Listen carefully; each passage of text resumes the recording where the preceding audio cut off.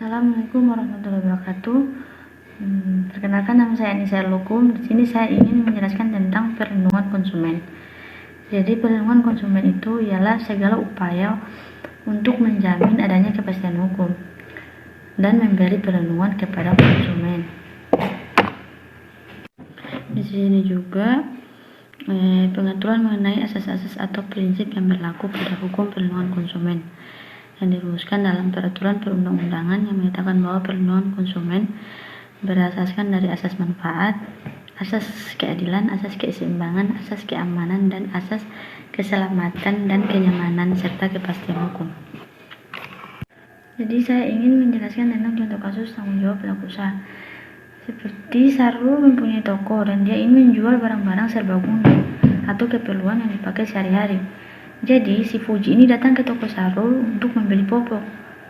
Ketika dia pulang ke rumah, dia memakaikan popok kepada anaknya.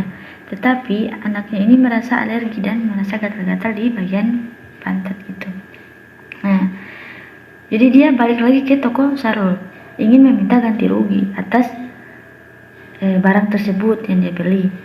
Tetapi Sarul tidak ingin memberikan ganti rugi kepada konsumen karena Sarul hanya membeli barang dari toko dia.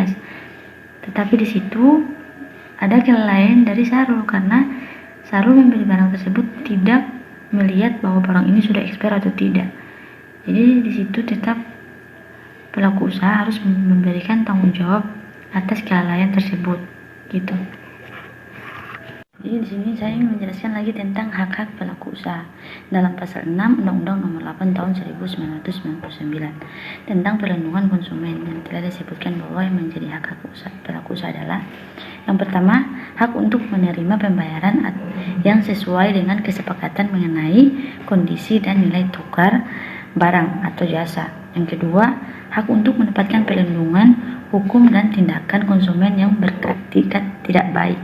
Yang ketiga, hak untuk melakukan pembelaan diri 1999 tentang perlindungan konsumen yang telah disebutkan bahwa yang memiliki hak pelaku usaha yaitu yang pertama, hak untuk menerima pembayaran yang sesuai dengan kesepakatan mengenai kondisi dan nilai tukar barang atau jasa. Yang kedua, baiklah saya akan menjelaskan tentang perkembangan perlindungan konsumen.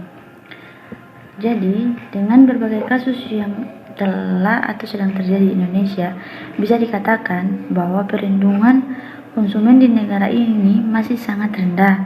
Hal ini cukup konservatif mengingat Indonesia ini memiliki kebijakan tentang perlindungan konsumen yang yakni Undang-Undang Nomor 8 Tahun 1999 tentang perlindungan konsumen. Besarnya jumlah konsumen di Indonesia juga membuat kita berpikir mengenai posisi konsumen di Indonesia. Apakah konsumen ini sudah benar-benar terlindungi atau belum?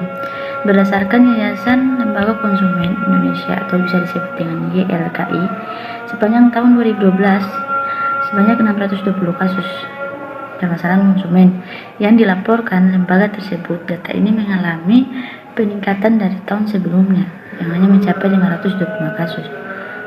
Ya, contoh kasus yang pernah terjadi, sebut saja pemataran penerbangan Batavia Air pada awal tahun 2013. Kasus penyedotan pulsa bermotif PT Ringback Tone atau tanda karena sambung.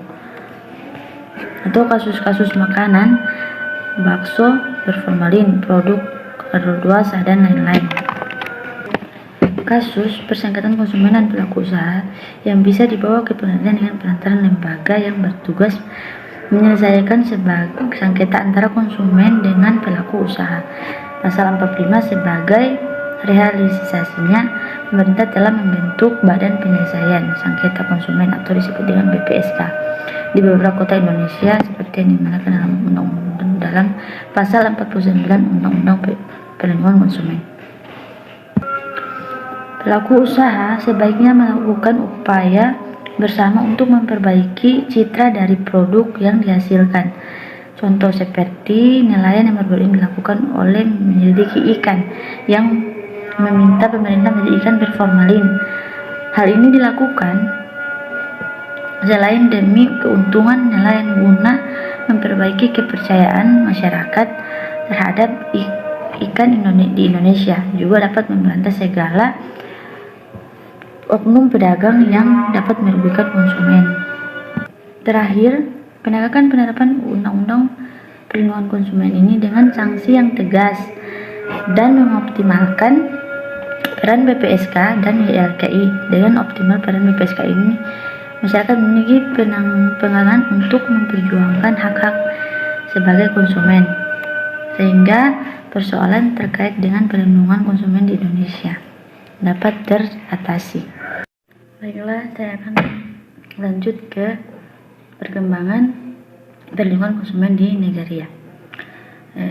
Pemerintah Nigeria memiliki kewajiban untuk melindungi rakyatnya dari segala bentuk bahaya bagi kesehatan, penggunaan dan pembelian barang-barang untuk memenuhi kebutuhan sehari-hari. Sehubungan dengan nilai Federal Competition Konsumen atau disebut dengan VCEPC yang bekerja untuk melindungi dan meningkatkan konsumen melalui informasi, pendidikan, dan penegakan hak konsumen yang akan didirikan oleh Undang-Undang Parlemen untuk mempromosikan dan melindungi kepentingan konsumen, semua produk dan jasa singkatan untuk menghilangkan barang berbahaya di bawah pelaku usaha. Upaya bersama untuk memperbaiki, contohnya seperti baru-baru ini ada kejadian asumsi nelayan yang memikirkan pemerintah untuk menyelidiki kasus ikan berformalin yang dapat memberatkan segala tindak para oknum yang merugikan konsumen. Saya lanjut ke contoh klausul baku. Pada saat parkir kendaraan, seperti semua risiko atas segala kerusakan dan kehilangan atas kendaraan yang diparkirkan, serta barang-barang yang ada di dalamnya. Ketika pengelolaan parkir tidak bertanggung jawab, ini sudah melanggar Undang-Undang Perlindungan Konsumen dalam pasal 8 ayat 1A, melanggar klausul baku. Contohnya seperti Sahrul pergi ke mall, terus dia memparkir motornya di depan mall tersebut di pengelolaan parkir. Nah, tiba-tiba pas dia balik dari mall, dia ke pengelolaan parkir tersebut, tiba-tiba motornya hilang.